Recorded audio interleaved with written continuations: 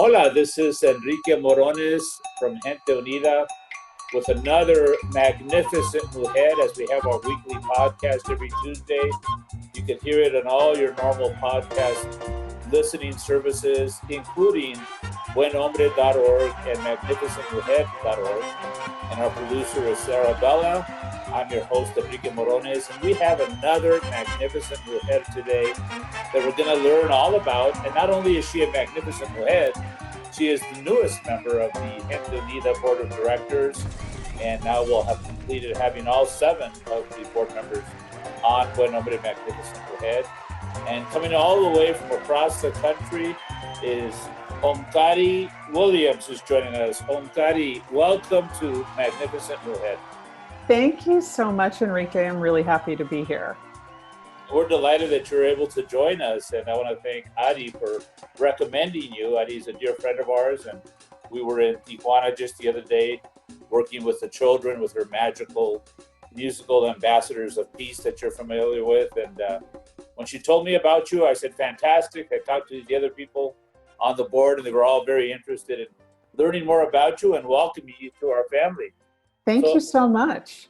Omkari, as I normally do, whether it's my podcast or radio shows in the past, I always ask the person to kind of introduce themselves. I know that you've been an actor, you've worked in politics, preparing people for the Congress, the Senate, the governor's office.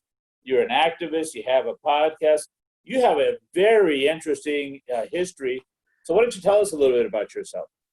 Sure. So thank you for thinking it's interesting. Sometimes I just feel like it's chaotic, but that's okay. So I started as an actor. I grew up in Manhattan, and I started acting when I was in high school. And my friends and I combined acting and activism even back then. One of the things we would do was take shows to institutions for people who had physical and emotional disabilities, and we would go and perform for them as a way of connecting them to the community outside of the institutions they were living in. And so then after college, I just went on and kept acting for a while, and I actually did that for quite a long time. And I was fortunate to actually make some money at it and be able to support myself without having to do other work. But eventually I got to this point where I found myself kind of bored. There just weren't enough meaty roles for Black women. And, people would want to cast me as the lawyer or the maid or the prostitute. And that seemed to be about it. And I finally one day just said, I'm not using enough of my brain. I need to be doing something else. And I started volunteering with someone I knew who had a political consulting business. And I found out that I was actually really good at that.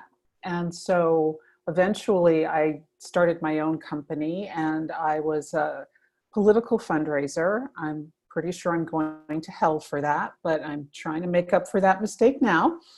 And I helped raise money for candidates for Congress and the Senate and and governorships. And it was really interesting. And one of the things that was interesting about it was part of the way I got to work with these people was I got to help them shape their story. So the most important thing that we have really is our story. And our story connects us with other people. And often people have a difficult time sharing their story in a way that makes it accessible to other people. And that was something that I helped these people with. And it was really gratifying at the time. And I'm really glad I did it. And I also learned a lot about some of the places where our system is broken. And one of those places is definitely there is too much money in politics. If I could change something overnight, I would take all the money out of politics. Every single candidate for every single office would get a set amount of money and a set amount of airtime, and that would be all they would get, so that the playing field was level and the person with the most money didn't have this overwhelming advantage over someone who had brilliant ideas but maybe not the resources to fund a big campaign. So that's really been important to me. And then eventually I just burned out on doing that kind of political work. It's very intense. And there are too many things about our political system that are not equitable. And I just sort of thought, let me step back from this and let me start putting the skills that I have to work in another way. And that's when I started getting seriously involved in grassroots activism, and specifically in helping other people find the place that they wanted to make a difference and figure out their way of doing it, because we're not all the same and we're not all the same kind of activists. And often people feel like, oh, I need to do it a certain way. I need to, everyone is not going to be Malala Yousafzai or Greta Thunberg or Dr. King. And I wanted people to understand that even if you're super shy and you're happy as sitting in a room stuffing envelopes, that actually is truly meaningful, and that there are so many ways to contribute.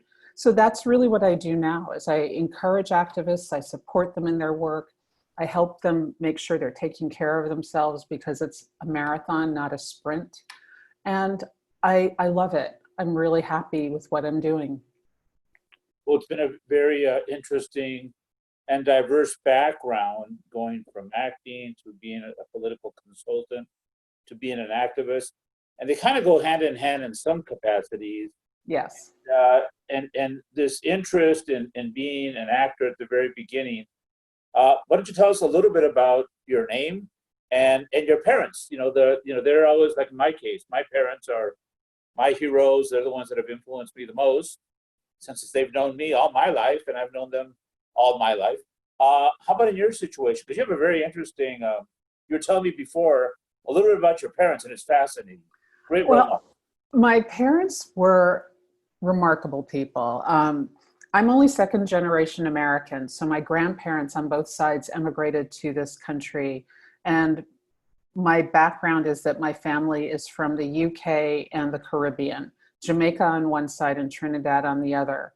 And my mom, she was born here, but she wasn't raised here. She actually was, she was raised in Trinidad, but she went to school in an English Catholic convent school. So she got this brilliant education and wound up sounding like she'd just gotten off the boat from London when she came to the United States. It was really funny. And when I was a little kid and I went to school, they started singing God Bless America. No, not God Bless America. What was it? It was, and I can't even think of it, because in my head, it's God Save the Queen, and it's the music, the same music. And I was so confused because my mother was still she didn't come here till she was an adult. So she was still very British, and that was my orientation. So it was a little bit weird. I was sort of a little bit of the oddball kid. And then my dad's parents were really remarkable. My paternal grandfather was an engineer, and my grandmother was a school teacher in Jamaica. And when they came here, my grandfather wound up working as a superintendent in a building, and my grandmother worked as a domestic, cleaning homes, because those were the jobs that were available to them. And they had 4 children and 2 aunts and my uncle and my dad. And their 4 kids, as first generation Americans, one aunt became a doctor, one aunt became an administrator in a hospital. My uncle started one of the earliest drug rehabilitation centers in New York, and my dad wound up working for 2 presidents of the United States. Wow. Yeah, I mean, it was, my dad and my uncle both went to Columbia University. My dad went to Columbia Law School. I mean, they were literally the living American dream. And it was so interesting because I grew up in this rich environment, and at the same time, there were these barriers because of the color of our skin. And that's even true in Manhattan. People think of New York City as so liberal, and by many standards it is, but there are ways in which it's still part of the United States, and we're still always dealing with these issues of racism and structural inequalities.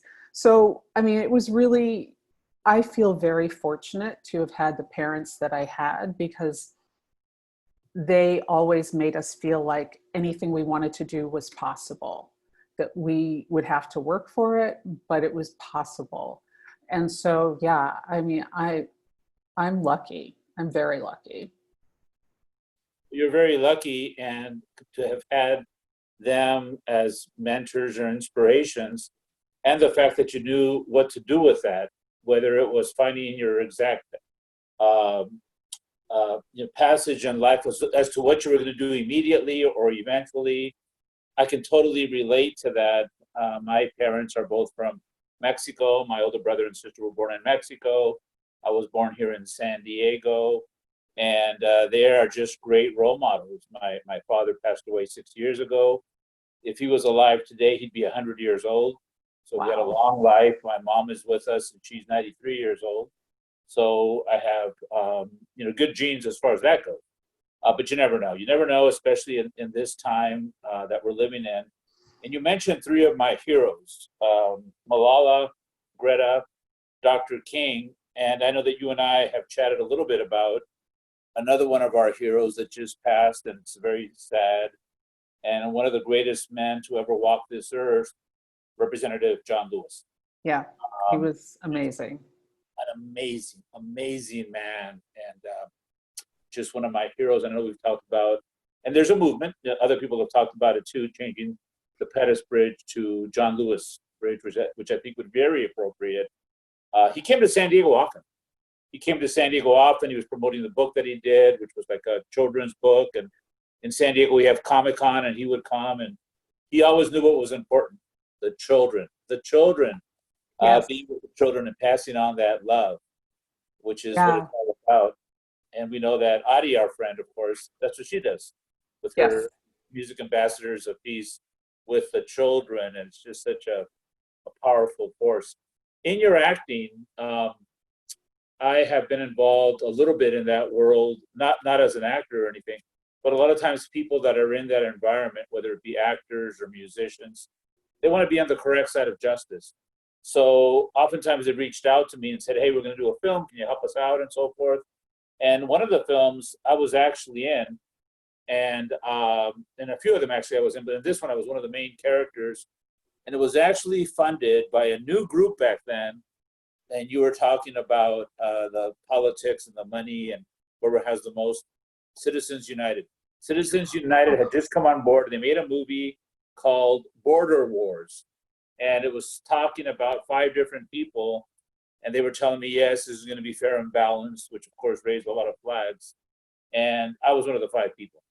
And I am totally against he who has the most money all of a sudden gets into a race. And like you said, some of the people that are the most talented out there kind of get excluded, or you just get a taste of them and you want to hear more, but they don't have the funding. And recently I think of Miss Williams. She was a school teacher whom I didn't know anything about. But when I heard her in the debates, I was going, wow, this woman is brilliant, what she's talking about. And then there was Mr. Yang, Andrew Yang, and I go, wow, this guy's great. But they just didn't have the money to continue to give out that message. And then you have people come along, and not that they're good or bad, but they have a lot of money, and boom, they get to dominate. And right. There's something wrong with that system. How common is that system worldwide? Well, I think the easiest answer is not common at all. And one way you can tell that is we are the only country, I'm fairly certain I'm correct about this, that doesn't have a short period where you run for office. I mean, basically, our election cycles, as soon as one election is over, we're basically back in another election cycle. And in most countries, you run for office, it's a 3-month thing or a 4-month thing, and then you have your election and then it's done. And you're not torturing your populace with endless campaign ads, and you're not always raising money. I mean, that's the thing is, so our congressional members, our representatives, serve for 2 years. And every 2 years, they have to run again. So I am not kidding when I say that the day after they are sworn in, they start raising money again for their next campaign. Now, it starts to diminish after they've been in office for a while, but it never goes away. But it also means that they are really subject to being bought by special interests who can give a lot of money to their campaigns. So it means that the average person like you or myself has a very limited impact, because I can't write a check for a ton of money to anyone, and it wouldn't be legal. But a corporation can have a PAC and support a politician through their political action committee and donate a ton of money. And it's just, the whole system is just not, this is not what our founding fathers wanted. This is not what they envisioned. I mean, if you think about most of those men, they served and then they went back to their jobs. That's how they thought of it. They thought of it as public service. They went back to their farms, or they went back to their law practices or their medical practices. They did not look at being a politician as a career. And once we got into that situation, we've just created a huge mess for ourselves. That's right. And some of these, the people that you mentioned earlier, Malala and Greta, of course, they're very young ladies and they're brilliant and they're heroes of mine, heroes, I should say. And then there's Dr. King, who, like Cesar Chavez, another hero of mine, actually got into their activism looking for getting people to vote, registering people to vote, and talking about the importance of being able to vote and so on and so forth. And now more than ever, the voting is so important. And for the last several elections, 5 or 6 elections, I have said, this is the most important election that we've ever had. But now, this one coming up this year is the most important election we will ever have. I completely agree. I mean, I'm just like you. I've been saying this all, every year I would say this is the most important election. But what I know for a fact is that there will never in my lifetime be a more important election than the one coming up in November. Because what is actually on the ballot is whether this experiment that is American democracy is going to survive or not. That's what's on the ballot. And people who stayed home last time, I am begging you, understand what is at risk here and make sure you vote. Just understand what's at risk. And let me just also say, and while you're at it, fill out the census, because that is money in your community for schools and all sorts of things that otherwise you're just leaving money on the table for a decade. So vote and go and fill out the census. Well, this is one of the most challenging things I face as an activist. 4 years ago, I was pretty sure that I knew what the results were going to be. Like I think most of the country thought they knew. And I was actually a Bernie person, but Bernie wasn't on the ticket. So I voted for Hillary. And I have no regrets about that. So I'll never forget, I'm watching CNN at night, and I'm looking at the results coming in, and they kept on saying, well, this big city in Pennsylvania or Wisconsin hasn't come in yet. So I was holding on to that, thinking, oh yeah, well, when those results come in, things will get back to normal. Well, we all know what happened. And for me, what was so frustrating was you have almost 65 million people vote for Hillary, a little more than 62 million vote for Trump, and 100 million people didn't vote. That killed us. And then it was too late. And what I fear now is that I have dear friends that are in the Bernie camp still, and that's fine. But I tell them, yeah, but you got to vote. You can't just say as a protest, I'm not going to vote, because not voting is a vote. And I can't tell people who to vote for. I wouldn't do that. But I tell them, please vote. And if you can't vote because you're not 18 years old, you don't have papers, people that can vote, make sure they vote. It's more important than ever. I could not agree more. And I've got to say that I feel like the soul of our country is on the line. And I actually, on election night 2016, I went to bed we had a house full of people. I went to bed at 10 o'clock because I saw what was coming and I didn't want to see it. I kept waking up and thinking, please, dear Lord, let this not be happening. And it did. And I thought it was going to be terrible. And it's been so much worse than I ever envisioned. And I would feel so much better about that election if I knew that everyone who could vote had voted. I would be unhappy about the results, but I would feel like, okay, but at least this is really truly the will of the people, which it really truly wasn't. I mean, don't get me started on the Electoral College. That is a completely antiquated system, and it was seriously designed for slaveholders to perpetuate their power. So I'm completely opposed to that and think we should absolutely go to a popular vote. But until that change happens, there is no way to overstate how important it is that everyone make their vote, cast their vote, and make their voice heard. Just can't overstate it. If you don't like babies in cages on our southern border, if you don't like unnamed police in our streets, then you've got to vote. There's just no choice. You have to do what you can. And that is the primary thing we can all do. When I started Gentonita back in 2005, not as a 501c3 or a nonprofit, but as an organization, it was because of what was happening back in 2005.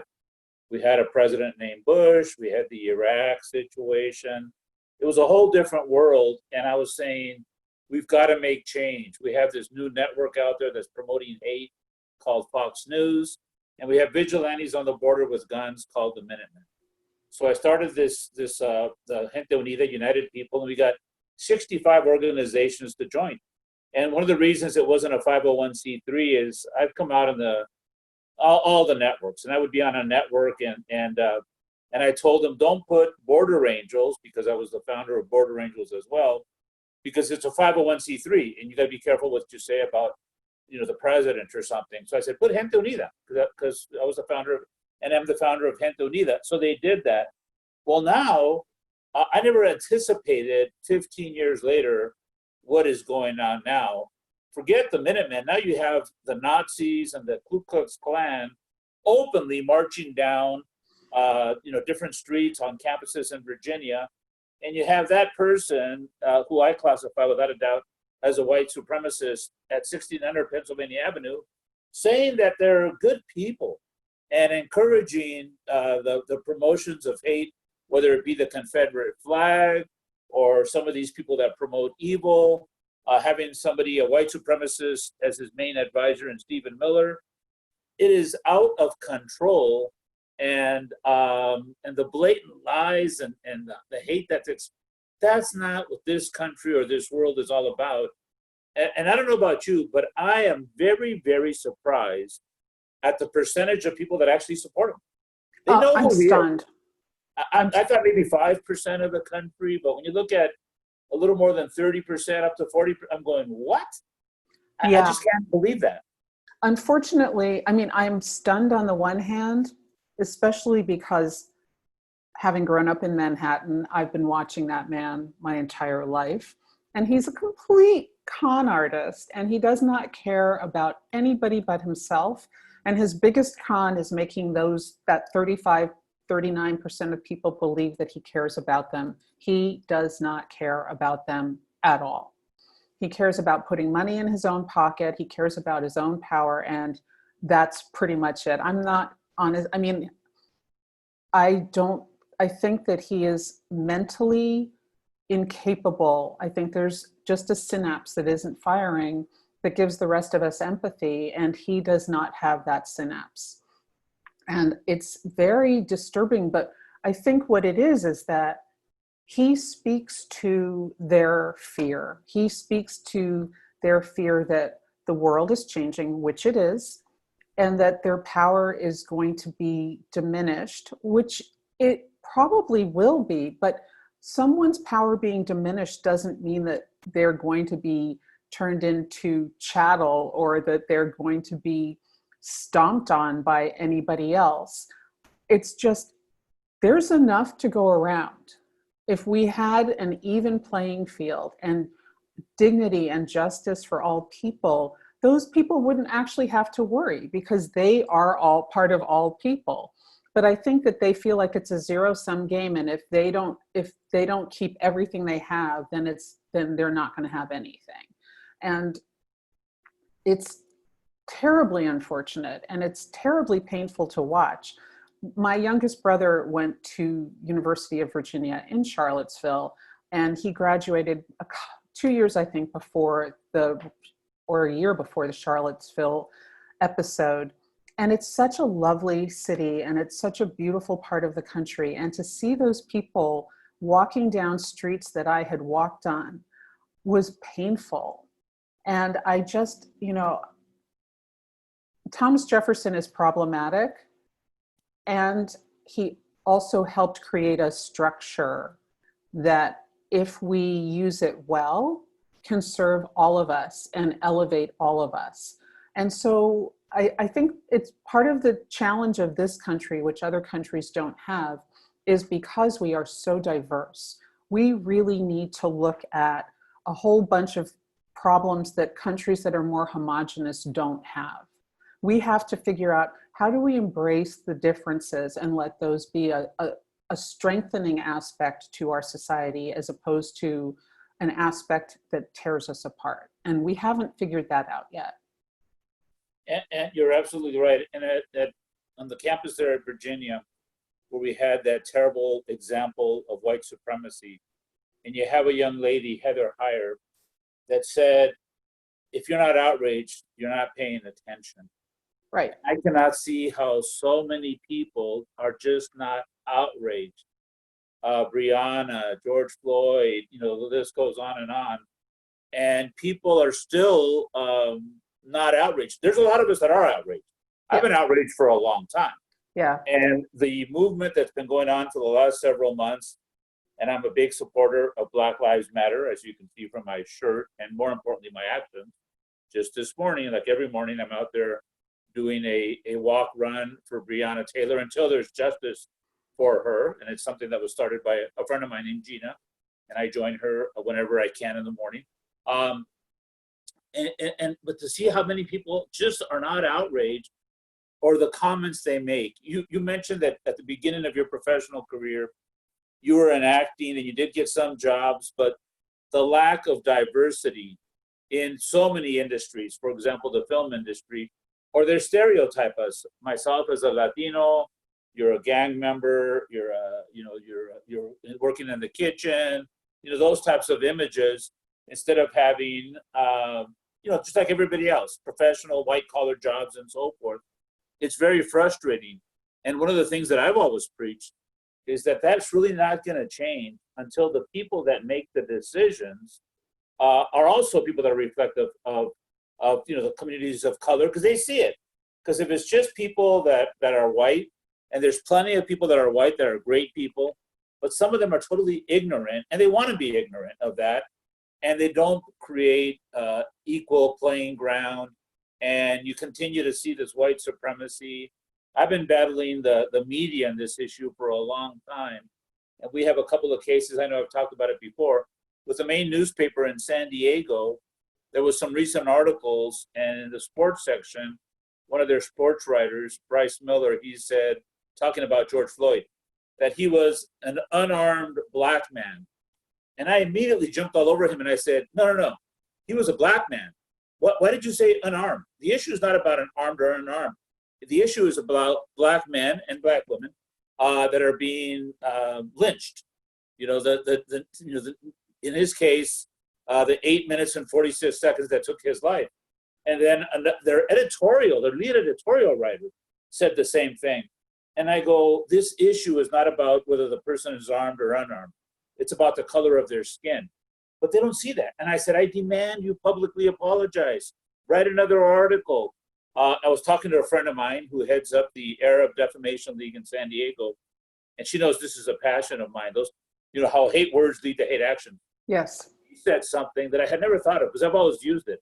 She was talking about a story from the Bible about the Good Samaritan. As soon as she said it, I go, I have never thought about that. That story should be about the Samaritan. Why do they say Good Samaritan? It's about a Samaritan. And I go, shame on me. I never thought of that. I would also use the Good Samaritan.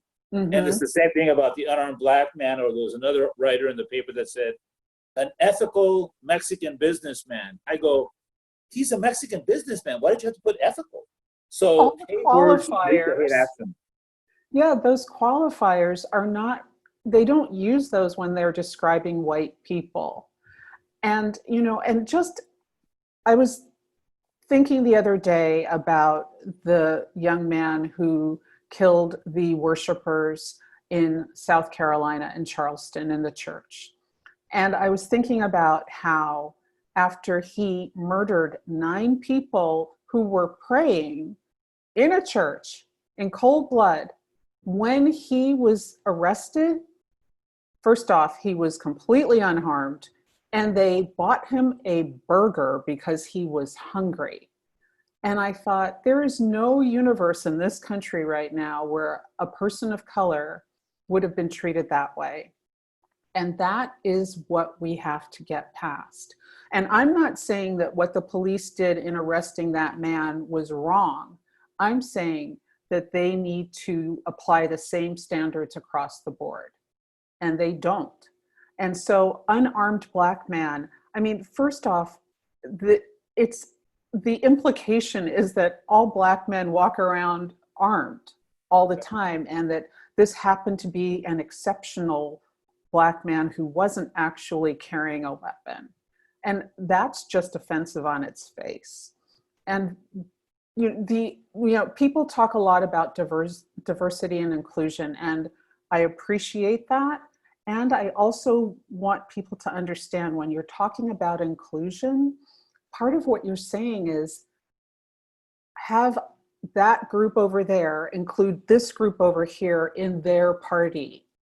You know, it's like being invited to the party. I don't want to be invited to the party that someone else is throwing.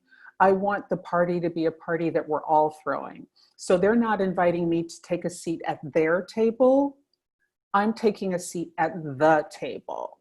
Amen. And this is something that we have to really start thinking about in our languaging as well. Absolutely. And one of the things that you talked about when you were doing your acting career, that you were kind of catering to people with disabilities, and that's so moving. And I'm a very emotional person. And when I heard the story of Elijah, the young man that was killed about a year ago, and one of the things that he used to do was play the violin for cats so they wouldn't be lonely, it just tears me apart. I'm thinking that's way above anything I would have ever thought of. How beautiful a person Elijah was, and you know how Brianna and George, getting to know these people like we have now, where maybe you've gotten to know their family members or friends when they describe them. These are human beings. Yeah. These are human beings, and oftentimes the people that are talking about them are not welcoming them to the party. They're kind of talking about them as if they know what they went through. And in many cases, I tell them, almost all cases, only they know what they went through. But how dare you be using these words to describe them? Unarmed Black man, ethical businessman. And I'm going, the terminology is very powerful. And they don't realize they're doing it. And when we call them out on it, they usually refuse to apologize. Yeah, people hate to be wrong. I mean, people just hate it. And I think that one of the lessons that I've learned through the work I've done over the years is, if I'm wrong, I own it. It's like, sorry, I am sincerely sorry. And I try and learn from it and then keep moving forward, because we're all going to make mistakes. And that desire to not make a mistake, I actually think that's a key facet of white supremacy, which is the structure that says things have to be perfect, and you have to look a certain way, and you can't do this, you have to do that.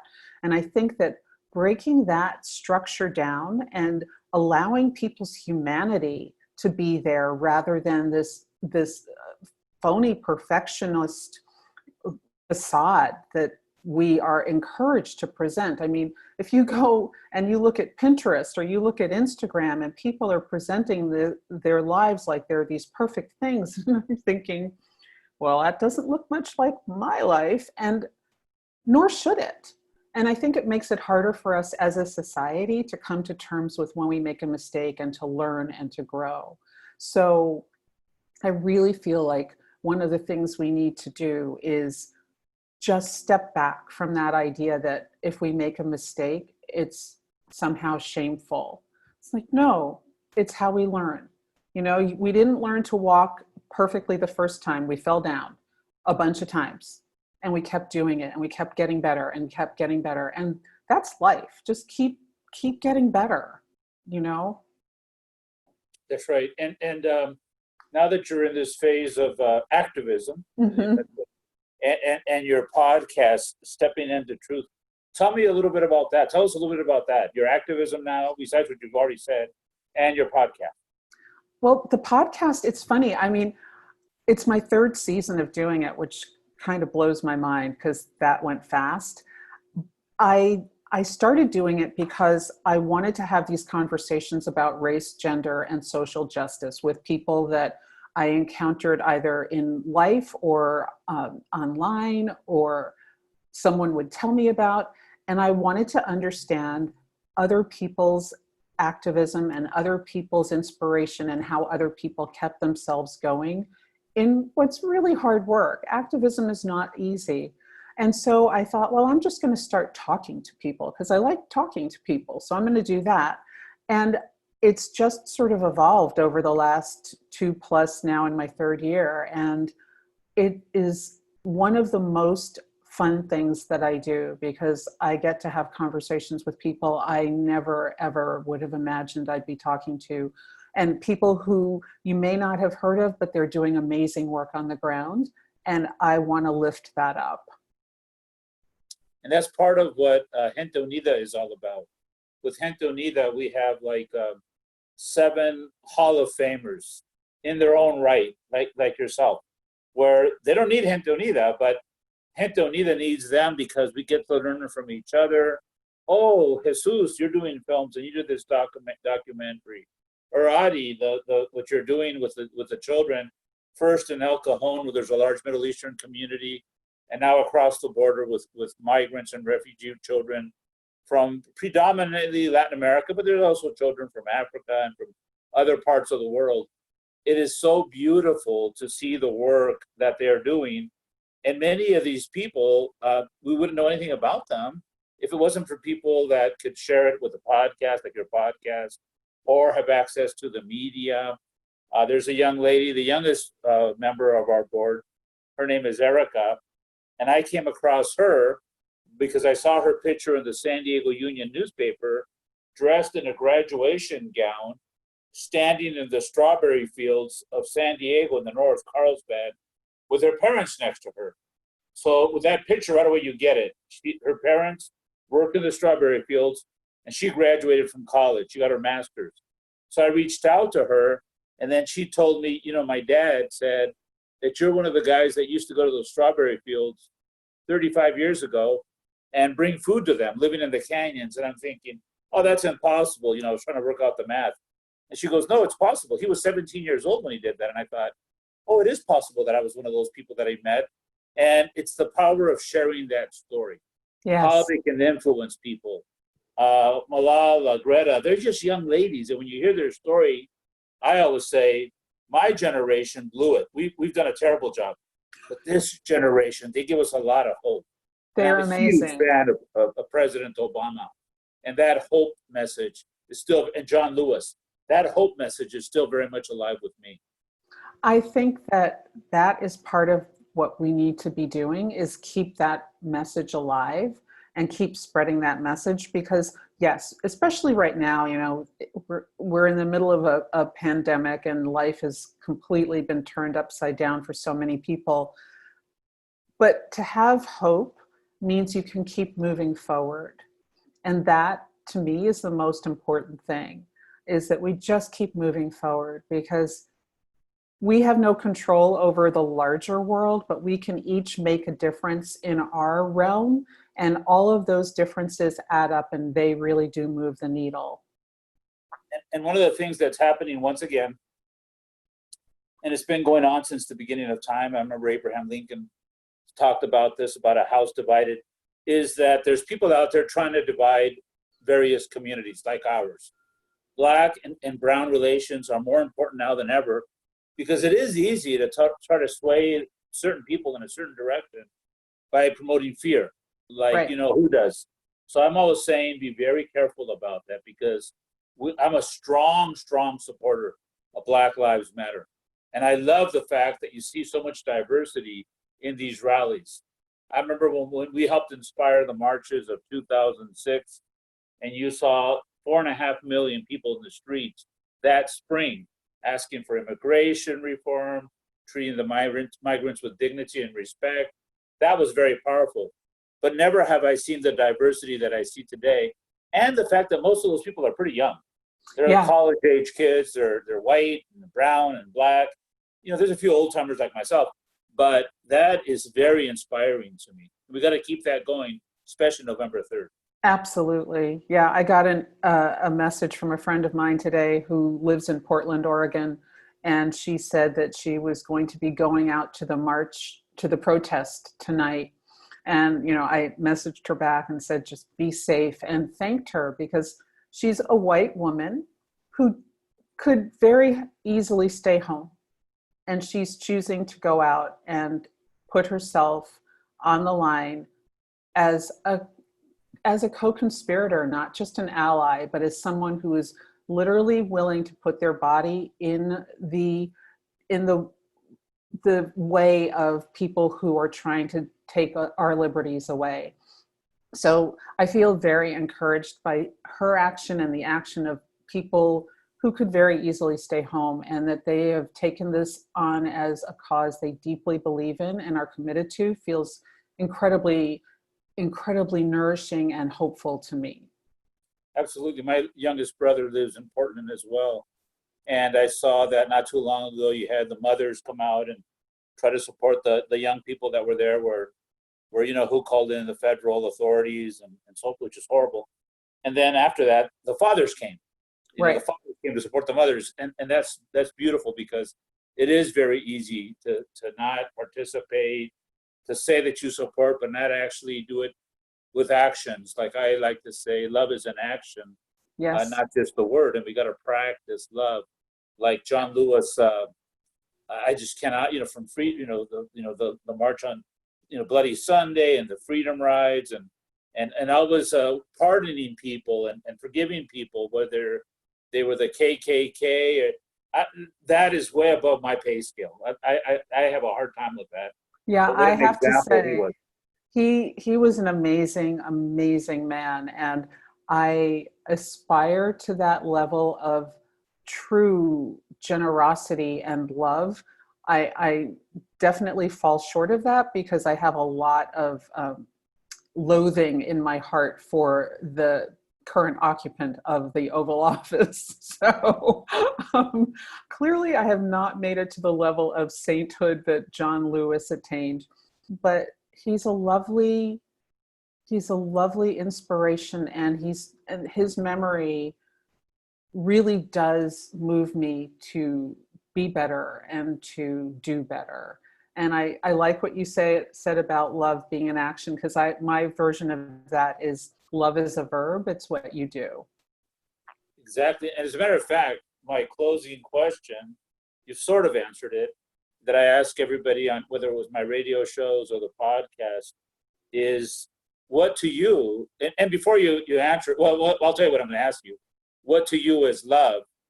And also, one of the things that I kind of hinted about at the very beginning that I forgot to ask, the meaning of your name. So maybe first the meaning of your name, and then what is love? Well, my name is from Sanskrit, and it means the power of the primordial sound. So the power of the sound that created the universe. And most times I like it. Every now and then it feels like, oh my goodness, this is a lot to live up to. And then what love means to me. Wow. I think the best thing I can say to that is really seeing other people not as different and separate from myself. To really see the oneness.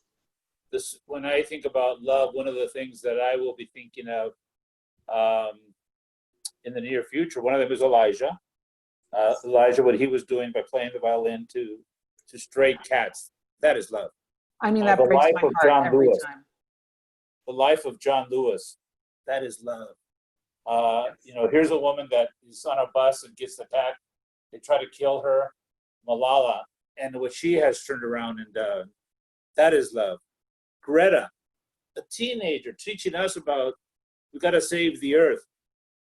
That is love. And I try to use those as examples, knowing that I'll never be even close to that.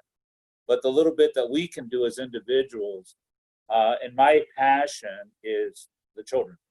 The children, Yes. because when I see a child, I go, that's love. Anybody that doesn't believe in God, whomever that person is, as far as the way they interpret it, to me, it's that child, the way they look at you with total trust and love, and the way that they all get along with each other.